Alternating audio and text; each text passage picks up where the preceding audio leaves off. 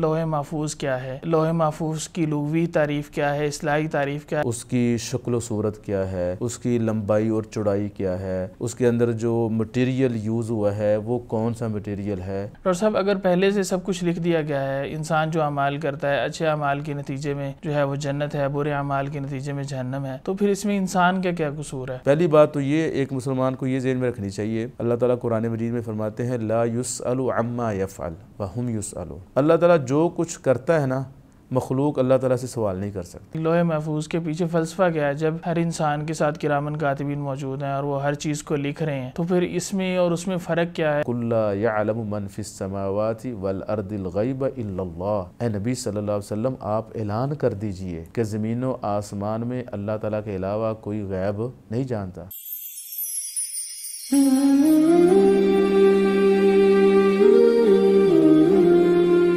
بسم اللہ الرحمن الرحیم، السلام علیکم ورحمۃ اللہ وبرکاتہ۔ ناظرین کرام، آپ دیکھ رہے ہیں پروگرام عقیدہ ہی راہ نجات ہے اور میں ہوں آپ کا میزبان حافظ سعد الرحمن۔ ناظرین، میرے ساتھ موجود ہیں جناب ڈاکٹر ارشاد الحسن ابرار صاحب۔ ناظرین، آج انشاءاللہ ہم بات کریں گے کہ لوح محفوظ کیا ہے، اس کے پیچھے فلسفہ کیا ہے، اس کو لوح محفوظ کیوں کہا جاتا ہے۔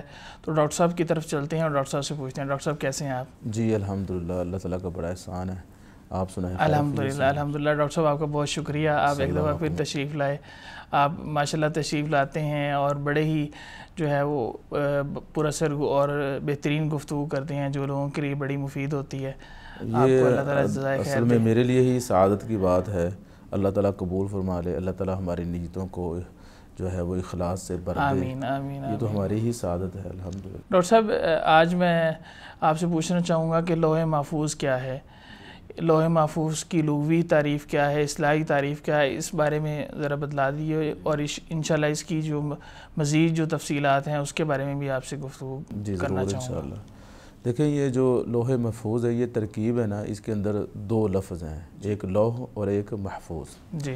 یہ لوح کا جو لفظ ہے یہ عربی زبان میں لاح یلوح لوحن سے نکلا ہے۔ جی۔ اس کا مطلب ہوتا ہے ظاہر ہونا، چمکنا، نمایاں ہونا۔ تو اس کا مطلب ہے کہ کوئی ایسی چیز، کوئی ایسی کتاب یا کوئی تختی یا کوئی صحیفہ جس میں لکھا جاتا ہے۔ صحیح۔ تو لوحن تختی کو بھی کہتے ہیں۔ صحیح۔ تو محفوظ جو ہے یہ باب عربی زبان میں حافظہ یحفظ سے اسم مفعول کا صیغہ ہے، مطلب ایسی چیز جو محفوظ ہے یا محروس ہے، جس کی حفاظت کی گئی ہے۔ صحیح۔ تو اس سے مراد وہ عظیم الشان کتاب ہے جسے اللہ رب العالمین نے اپنے ہاں محفوظ رکھا ہے۔ تو یہ ہے لغوی اعتبار سے۔ تو اصطلاحی اعتبار سے اس کی جو ڈیفینیشن ہے لوح محفوظ، تو اس سے مراد وہ عظیم الشان اور فقید المثال کتاب ہے جس میں اللہ رب العالمین نے تمام مخلوقات کی تقدیریں لکھ رکھی ہیں۔ اس روئے زمین پر آج تک جو کچھ ہوا ہے یا ہو رہا ہے یا ان فیوچر جو ہوگا، وہ سب کچھ اس میں درج ہے۔ صرف درج نہیں ہے بلکہ زمین و آسمان کو پیدا کرنے سے بھی 50,000 سال پہلے اللہ رب العالمین نے اپنی ہر اعتبار سے کامل، مکمل، اکمل صفت علم کے مطابق ہر چیز کو لوح محفوظ میں لکھ دیا تھا۔ صحیح۔ شیخ الاسلام امام ابن تیمیہ رحمہ اللہ لوح محفوظ کی تعریف ذکر کرتے ہوئے فرماتے ہیں، ان کی کتاب ہے الرد علی المنطقیین، اس میں وہ کہتے ہیں لوح محفوظ جس کا شریعت اسلامیہ میں تذکرہ موجود ہے، اس سے مراد وہ کتاب ہے جس میں اللہ رب العالمین نے 50,000 سال پہلے ہر مخلوق کی تقدیر کو لکھ دیا تھا۔ صحیح۔ تو یہ لوح محفوظ ہے لغوی اور اصطلاحی اعتبار سے۔ ڈاکٹر صاحب، اگر پہلے سے سب کچھ لکھ دیا گیا ہے، انسان جو اعمال کرتا ہے اچھے اعمال کے نتیجے میں جو ہے وہ جنت ہے، برے اعمال کے نتیجے میں جہنم ہے، تو پھر اس میں انسان کا کیا قصور ہے؟ وہ یعنی ان اعمال کے نتیجے میں اس کو یہ کیوں انعام و اکرام دیا جاتا ہے یا سزا کیوں دی جاتی ہے؟ دیکھیں، یہ بڑا اچھا کویسچن ہے اور کامن کویسچن ہے۔ کچھ لوگوں کے اندر یہ غلط فہمی پائی بھی جاتی ہے۔ وہ سمجھتے ہیں کہ شاید ہم تقدیر کے ہاتھوں مجبور ہیں، ہر چیز تو پہلے لکھ دی گئی ہے، کون اچھا ہے کون برا ہے، کس کو جنت ملے گی کس کو جہنم ملے گی۔ یہ غلط فہمی ہے لوگوں میں۔ اللہ تعالیٰ کے لکھنے نے انسان کو مجبور نہیں کیا۔ ہر انسان اپنے نفس کے اندر یہ معنی مفہوم سمجھتا ہے کہ وہ مجبور محض نہیں ہے، اس کو اختیار ہے۔ مثال کے طور پر صبح ہوتی ہے، کچھ لوگ جب اذان ہوتی ہے اپنی مرضی سے اٹھتے ہیں نماز پڑھتے ہیں، دوسرے لوگ نہیں پڑھتے، لیکن اگر وہ اللہ تعالیٰ سے ڈریں، وہ پڑھنا چاہیں تو کسی چیز نے ان کو روکا نہیں ہوتا۔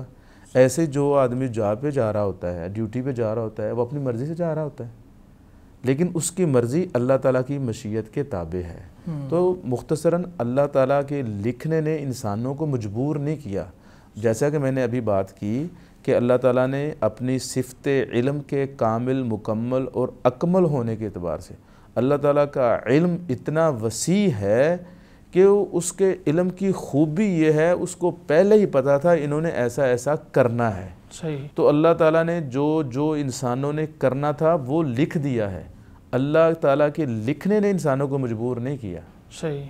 ہاں کچھ چیزوں میں انسان مجبور ہے، زندگی اور موت میں، ہم نہ اپنی مرضی سے پیدا ہوئے ہیں نہ اپنی مرضی سے فوت ہوں گے۔ دل کی دھڑکن یہ ہمارے بس میں نہیں ہے، لیکن اچھے اعمال کرنا، برے اعمال سے بچنا یہ ہمارے اختیار میں ہے۔ صحیح۔ تو اس لیے کوئی انسان یہ نہیں کہہ سکتا میں تقدیر کے ہاتھوں مجبور ہوں یا تقدیر کا مارا ہوا ہوں، یہ غلط بات ہے۔ ڈاکٹر صاحب، لوح محفوظ کو لوح محفوظ کہا کیوں جاتا ہے؟ یہ اس کا نام کیوں ہے؟ اور اس طرح قرآن مجید میں اس کا یہی نام ہے یا اس سے مختلف بھی نام ملتے ہیں؟ جی دیکھیں، یہ لوح محفوظ نام سے ہی ظاہر ہو رہا ہے، اس کی وجہ تسمیہ یا اس کا یہ نام اللہ تعالیٰ نے کیوں رکھا۔ جیسے ہم نے پہلے ذکر کیا، لوح تختی کوئی کتاب، صحیفہ، اور محفوظ جس کی حفاظت کی گئی ہے، تو اس سے مراد ہے شیاطین اور جنات وغیرہ سے محفوظ کتاب، جسے اللہ تعالیٰ نے الملأ الاعلیٰ میں یعنی کہ اپنے ہاں محفوظ رکھا ہے۔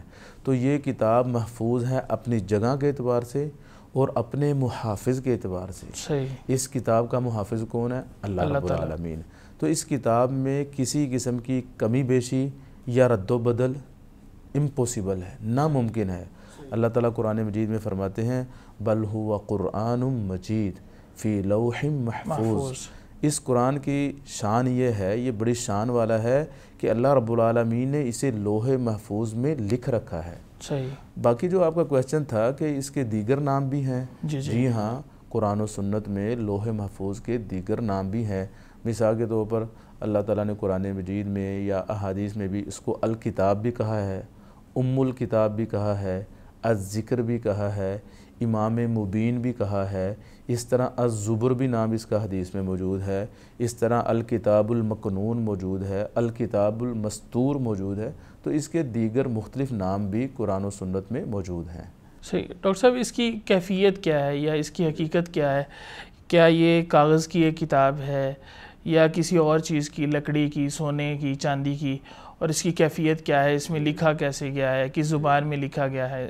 دیکھیں، یہ آپ کا بہت اہم کوسچن ہے کہ لوح محفوظ کی حقیقت و کیفیت، اس کی شکل و صورت کیا ہے، اس کی لمبائی اور چوڑائی کیا ہے، اس کے اندر جو مٹیریل یوز ہوا ہے وہ کون سا مٹیریل ہے۔ تو صحیح بات یہی ہے، یہ ایک عظیم الشان کتاب ہے جس میں اللہ تعالیٰ نے تمام مخلوقات کی تقدیریں لکھ دی ہوئی ہیں، لیکن اس کی حقیقت و کنہ کیا ہے، اس کی شکل و صورت کیسی ہے، اس کی لمبائی چوڑائی کتنی ہے، کتنی بڑی یہ کتاب ہے، اس کے اندر جو مٹیریل اور مواد استعمال ہوا وہ کیسا ہے، اس کے بارے میں قرآن و سنت خاموش ہیں، ہمیں نہیں بتایا گیا، لہذا ہم بھی خاموش ہیں۔ شیخ ابن عثیمین رحمہ اللہ، یہ موجودہ زمانے کے بہت بڑے عالم تھے، فوت ہو گئے ہیں سعودی عرب کے۔ ان کی ایک کتاب ہے العقیدہ الواسطیہ کی شرح العقیدہ الواسطیہ۔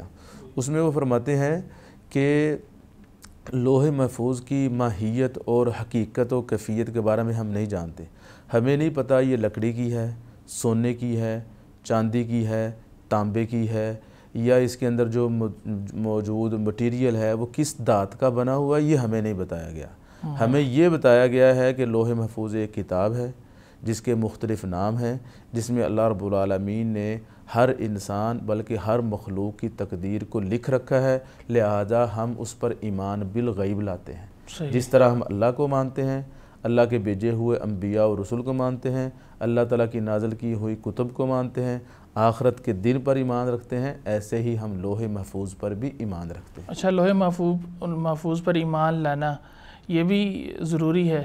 جی، لوح محفوظ پر ایمان لانا یہ قرآن مجید کا حصہ ہے۔ قرآن مجید میں اس کا ذکر ہے، ابھی ہم نے آیت پڑھی بل ہوا قرآن مجید فی لوح محفوظ. صحیح. تو یہ لوح محفوظ پر ایمان لانا، تقدیر پر ایمان لانا اس کا حصہ ہے؟ جی، تقدیر پر ایمان لانا جو ہے یہ لوح محفوظ پر ایمان لانا، یہ ایمان بالقدر یا تقدیر پر ایمان لانے کا ایک حصہ ہے. کیونکہ پچھلے ایک ایپیسوڈ میں ہم تقدیر کے بارے میں بات کر چکے ہیں. تقدیر کے 4 مختلف مراتب ہیں. ان میں سے ایک مرتبہ یہ ہے کہ اللہ تعالیٰ نے اس کائنات کو پیدا کرنے سے پہلے ہر مخلوق کی تقدیر کو لکھ دیا تھا. تو الکتابہ، تقدیر کے جو 4 مراتب ہیں ان میں سے ایک مرتبہ ہے الکتابہ. اللہ تعالیٰ نے ہر چیز لکھ دی تھی. وہ اللہ تعالیٰ نے کہاں لکھا ہے؟ وہ اللہ تعالیٰ نے لکھا ہے لوح محفوظ میں. جس طرح کہ اللہ تعالیٰ قرآن مجید میں فرماتے ہیں یمحو اللہ ما یشاء ویثبت وعندہ ام الکتاب. اللہ تعالیٰ جو چاہے مٹا دے اور جو چاہے ثابت رکھے. اللہ تعالیٰ کے ہاں ام الکتاب یعنی کہ لوح محفوظ موجود ہے. صحیح. اسی طرح اللہ تعالیٰ فرماتے ہیں وَكُلَّ شَيْءٍ أَحْصَيْنَاهُ فِي إِمَامٍ مُبِينٍ. ہم نے ہر چیز کو امام مبین، یعنی کہ یہ لوح محفوظ کا ایک اور نام ہے جیسے کہ پہلے ہم نے ذکر کیا. ہم نے ہر چیز کو لوح محفوظ امام مبین میں ضبط کر رکھا ہے، لکھ رکھا ہے. صحیح. تو اس لیے لوح محفوظ پر ایمان لانا یہ تقدیر پر ایمان لانے کا ایک حصہ ہے. تو ڈاکٹر صاحب اس کی حکمت کیا ہے؟ یعنی لوح محفوظ کے پیچھے فلسفہ کیا ہے؟ جب ہر انسان کے ساتھ کرامن کاتبین موجود ہیں اور وہ ہر چیز کو لکھ رہے ہیں، تو پھر اس میں اور اس میں فرق کیا ہے اور اس کے پیچھے وجہ کیا ہے کہ اللہ تعالیٰ نے پہلے سے سب کچھ لکھ کے رکھ دیا؟ اس کی وجہ کیا ہے؟ جی، یہ بڑا اچھا کوسچن ہے، بلکہ بہت ہی اچھا کوسچن ہے. ہر انسان جو ہے ذی شعور وہ یہ کوسچن کر سکتا ہے. اس کے دل و دماغ میں یہ بات آ سکتی ہے کہ اللہ تعالیٰ نے تو ہر چیز پہلے سے لکھی ہوئی ہے تقدیر میں، تو پھر لوح محفوظ میں مزید لکھنے کی کیا ضرورت تھی؟ یا لوح محفوظ میں جو تقدیر لکھی ہوئی ہے اسے لکھنے کی کیا ضرورت تھی؟ کیونکہ کوئی چیز اللہ تعالیٰ سے مخفی تو ہے نہیں. بالکل. بلکہ اللہ تعالیٰ تو علام الغیوب ہے. جو انسانوں کے دل میں خیالات جنم لیتے ہیں اللہ تعالیٰ تو ان کو بھی جانتا ہے. اور پھر اللہ تعالیٰ کی ذات کو نسیان بھی لاحق نہیں ہوتا. جس طرح کہ اللہ تعالیٰ فرماتے ہیں وَمَا كَانَ رَبُّكَ نَسِيًّا، تو تمہارا رب بھولا ہوا نہیں ہے. تو پھر لوح محفوظ میں ہر ان مخلوق کی تقدیر کو لکھنے کا کیا مقصد ہے؟ یہ سوال تو ہر انسان کے دل میں آ سکتا ہے. تو دیکھیں، پہلی بات تو یہ ایک مسلمان کو یہ ذہن میں رکھنی چاہیے.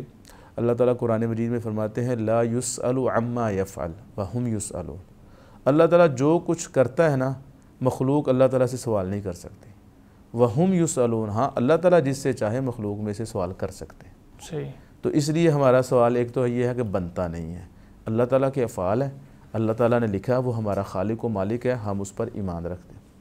دوسری بات یہ ہے کہ ممکن ہے ہم کہہ سکتے ہیں یہ پوسیبل ہے، ممکن ہے اس کی ایک حکمت یہ بھی ہو کہ اللہ تعالیٰ نے لوح محفوظ میں مخلوقات کی تقدیر کو اس وجہ سے لکھا کہ اس سے فرشتوں کا جو لوح محفوظ کے محافظ ہیں ان کا امتحان مقصود ہو، یا اس سے یہ مقصود ہو کہ اللہ تعالیٰ اپنے بندوں کو تنبیہ اور وارننگ دینا چاہ رہے ہیں کہ اے میرے بندو، فرشتے تمہارے اعمال لکھ رہے ہیں.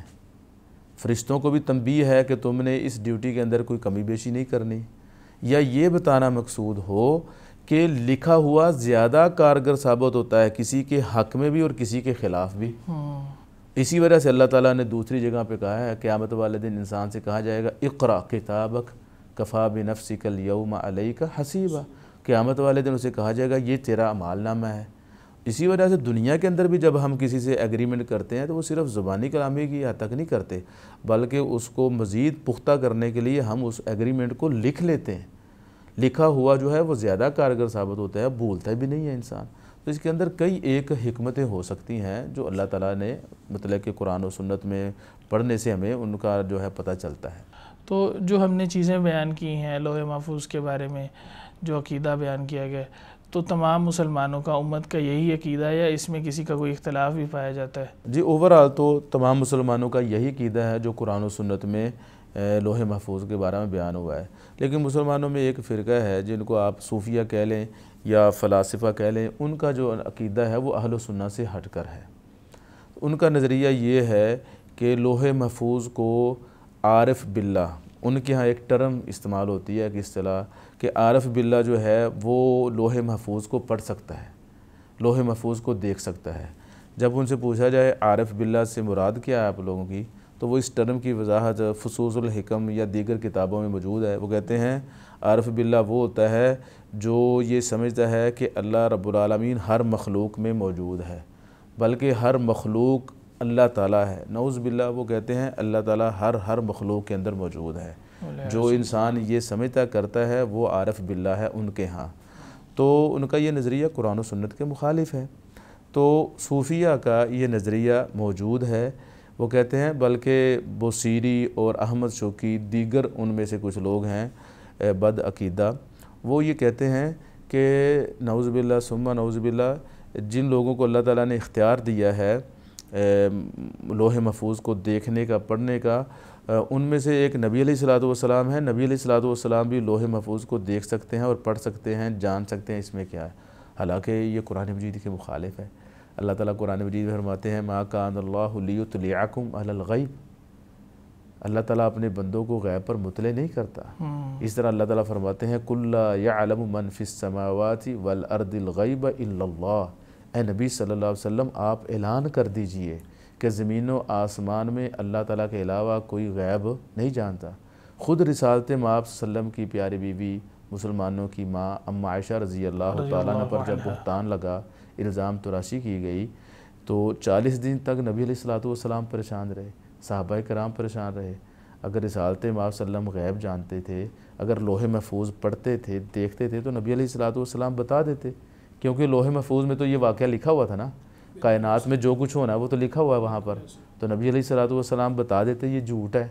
تو ان لوگوں نے عام آدمی کے بارے میں تو غلو کیا ہی کیا، اپنے بڑوں کو عارف باللہ کا نام دے کر انبیاء کے مقام و مرتبے پر پہنچا دیا۔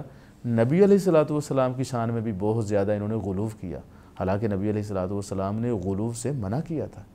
تو بہرحال جو صوفیہ ہیں ان کا جو نظریہ ہے لوح محفوظ کے بارے میں وہ قرآن و سنت اور اہل و سنہ کے عقیدے کے متصادم ہے، یعنی ان کا یہ کہنا ہے کہ لوح محفوظ کو پڑھا جا سکتا ہے، انسان پڑھتے ہیں، انسان پڑھتے ہیں، دیکھ سکتے ہیں، عارف باللہ پڑھ سکتا ہے، نبی علیہ الصلوۃ والسلام پڑھ سکتے ہیں، دیکھ سکتے ہیں۔ ڈاکٹر صاحب آپ کا بہت شکریہ، آپ نے بڑی جو زبردست گفتگو فرمائی لوح محفوظ کے بارے میں، اور لوح محفوظ کی جو تمام تر تفصیلات ہے وہ آپ نے عام عوام الناس کے سامنے رکھی۔